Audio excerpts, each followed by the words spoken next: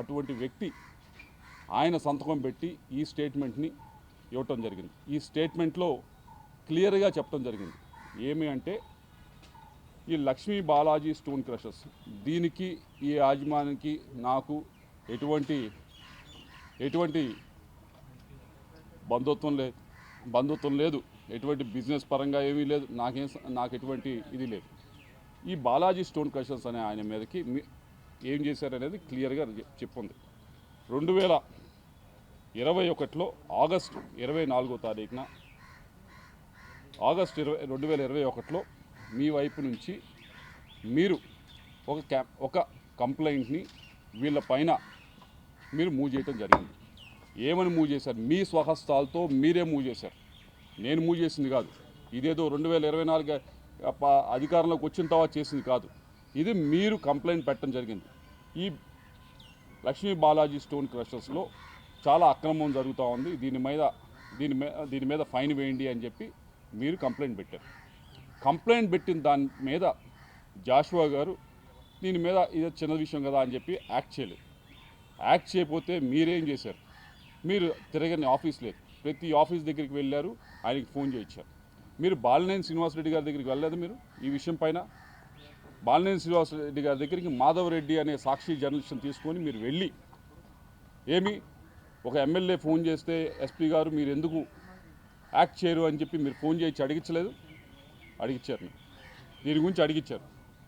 ఇవన్నీ కూడా మీరు తలుపు తట్టారు. ఇదిగో ఈ కంప్లైంట్ గురించి మీరు కంప్లైంట్ పెట్టింది 2021లో పెట్టి ఏమని చెప్పారంటే దీనిపైన స్టోన్ క్రషర్స్ పైన లక్ష్మీ బాలాజీ స్టోన్ క్రషర్స్ పైన ఈ ఫైన్ వేసే అవకాశం ఉందని చెప్పి మీరు కంప్లైంట్ పెట్టారు. దాన్ని జాషువా గారు ఎస్పీ గారు ఆ రోజు మూవ్ చేయకపోతే ప్రతి ఆఫీస్కి ప్రతి ఒక్క పొలిటికల్ ఆఫీస్ దగ్గరికి వెళ్ళారు, వాళ్ళ దగ్గర నుంచి ప్రెషర్ పెట్టారు. అప్పటికీ మూవ్ అవ్వలేదు.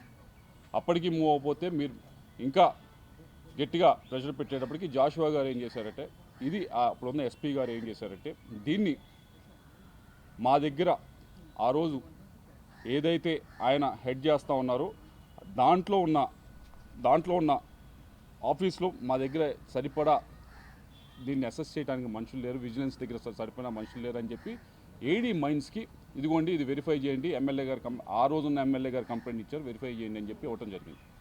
ఇవన్నీ కూడా 2020-21లో ఇచ్చిన తర్వాత ఆ ఏడీ మైన్స్ వారు దీనిపైన ఈ స్టోన్ క్రషర్స్ పైన విపరీతమైన ఫైన్ మీ ప్రెషర్తోనే అది కూడా రాశారు. మీరు పొలిటికల్ ప్రెషర్ పెడితేనే వాళ్ళు విపరీతమైన ఫైన్ దీనిపైన లెవీ చేయబోయారు. ఎందుకు లెవీ చేయబోయారు? ఎందుకు రాశారు? మీరు ఈ స్టోన్ క్రషర్ పైన విపరీతమైన ఫైన్ రాయించిన తర్వాత వారిని ఇదిగో మేము ఇంత ఫైన్ అయిపోతా ఉన్నాం అని చెప్పి వారిని మీరు బలవంతంగా తీసుకుని వచ్చి ఇదిగో ఫైన్ అన్నా కట్టు, లేకపోతే నాకన్నా కప్పం కట్టు అని చెప్పి మీరు డబ్బులు తీసుకున్నారా లేదా? ఇవన్నీ నేను చెప్తున్నవి కాదు. ఇది 2040 దాకా సర్వీసు ఉన్న ఒక ఐపీఎస్ ఆఫీసరు చెప్తా ఉన్నది. జాషువా గారు అప్పుడు ఎవరైతే విజిలెన్స్కి ఉన్నారో ఎస్పీగా ఆయన చెప్తా ఉంది, ఆయన స్వహస్తాలతో ఇచ్చిన స్టేట్మెంట్, ఆయన సంతకం పెట్టిన స్టేట్మెంట్. అమ్మ ఇవన్నీ కూడా మీరు చేసి ఇదేదో రెడ్ బుక్ రాజ్యాంగం నడుస్తూ ఉంది, ఇప్పుడు కేసులు పెడతా ఉన్నారు, నాయంట పడతా ఉన్నారు అని చెప్పి మీరు మాట్లాడటం అనేది సమంజసంగా లేదు.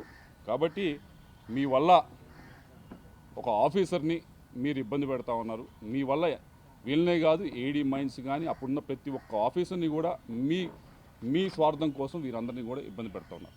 మీరు అంటా ఉన్నారు ఏమనంటే అయ్యా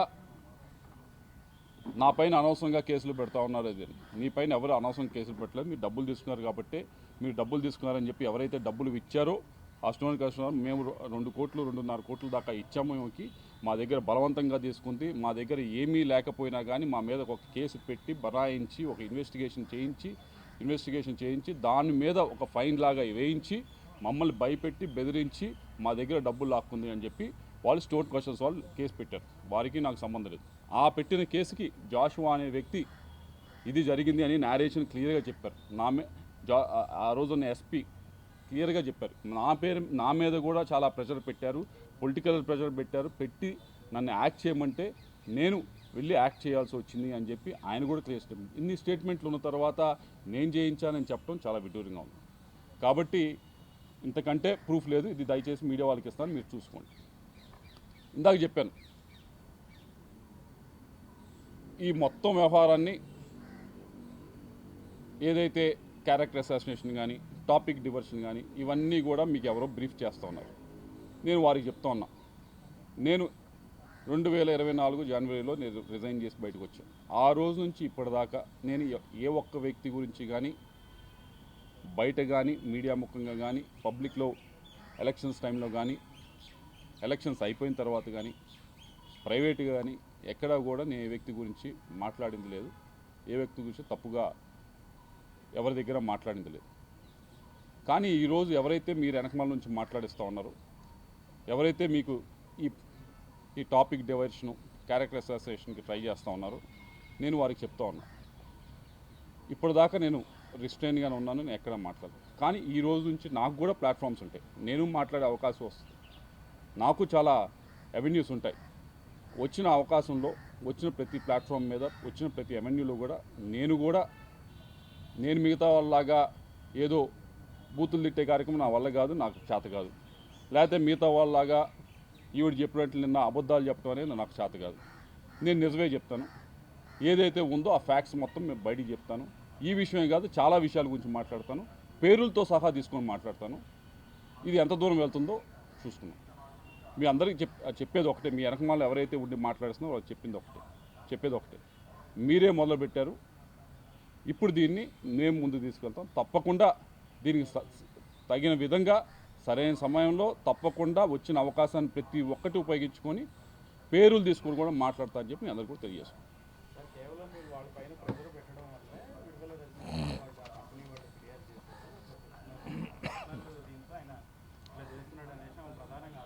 అమ్మ, ఈ కంపెనీ వాళ్ళ గురించి చెప్తూ ఏం చెప్పారంటే, ఒకటి వీళ్ళు తెలుగుదేశం నాయకులు అందుకని వీళ్ళు కేసు పెట్టారు అని చెప్తారు. ఈ కేసు పెట్టింది ఈ రోజు కాదు నాయన, దీని గురించి ఎత్తింది, దీని గురించి మాట్లాడింది ఈ రోజు కాదు. దీని గురించి మాట్లాడింది అప్పుడే మాట్లాడేది. అండ్ ఎస్పీ జాషువా గారు ఇచ్చిన స్టేట్మెంట్ ఉంది, ఆవిడ ఇచ్చిన స్టేట్మెంట్ కూడా ఉంది, ఇచ్చిన స్టేట్మెంట్ ఉంది. సరే, వీళ్ళు అంటే టీడీపీ నాయకులు అనుకోండి, నేను కొన్ని పేర్లు చెప్తాను. వీళ్ళందరూ వైసీపీ నాయకులే, వీళ్ళందరి దగ్గర డబ్బులు తీసుకున్నారు. పసుమర్రు రైతులు ఉన్నారు, వారు కూడా ఈరోజు వచ్చి మాట్లాడతారు. వాళ్ళ దగ్గర డబ్బులు తీసుకుని ఉన్నారు. ఎందుకు డబ్బులు ఇచ్చారు వారు వెనక్కి? రైతుల దగ్గర ఏదైతే ఇళ్ళ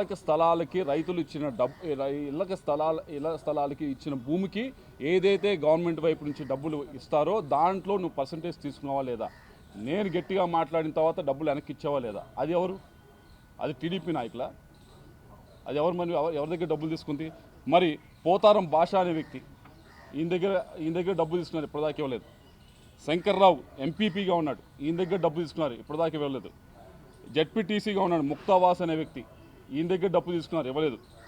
గోల్డ్ సీను వైస్ చైర్మన్గా ఉన్నాడు, ఈయన దగ్గర డబ్బులు తీసుకున్నారు. ఇవన్నీ తక్కువ కాదు, 2 కోట్లు 3 కోట్లు ఇవ్వలేదు. మున్నంగి రత్తారెడ్డి అనే వ్యక్తి దగ్గర డబ్బు తీసుకున్నారు, ఇవ్వలేదు. వీళ్ళందరూ అబ్బాస్ ఖాన్ వీళ్ళ దగ్గర డబ్బు తీసుకున్నారు. సత్తా వేములయ్య, నాగయ్య, రాజేష్ నాయుడు, గట్టా హేమ, ప్రదీప్, వీళ్ళందరూ కూడా నీతో పాటు తిరిగిన వారు, నీతో పాటు పనిచేసిన వాళ్ళు. వీళ్ళందరి దగ్గర డబ్బులు తీసుకొని వీళ్ళందరి దగ్గర డబ్బులు ఎగ్గొట్టి వీళ్ళందరినీ కూడా బెదిరించి అధికారాన్ని అడ్డుపెట్టుకొని ఇవన్నీ వీళ్ళందరూ కూడా టీడీపీ నాయకులేనా? వీళ్ళందరూ నీ చుట్టూ వాళ్ళే కదా మొన్నటిదాకా. వీరందరికీ ఏం సమాధానం చెప్తారు మీరు? ఇవన్నీ నిజం కదా? వీటన్నిటికంటే ముఖ్యమైనది పసుమర్రు రైతుల దగ్గర ఎందుకు డబ్బులు తీసుకున్నారు? ఎందుకు వెనక్కి ఇచ్చారు అసలు?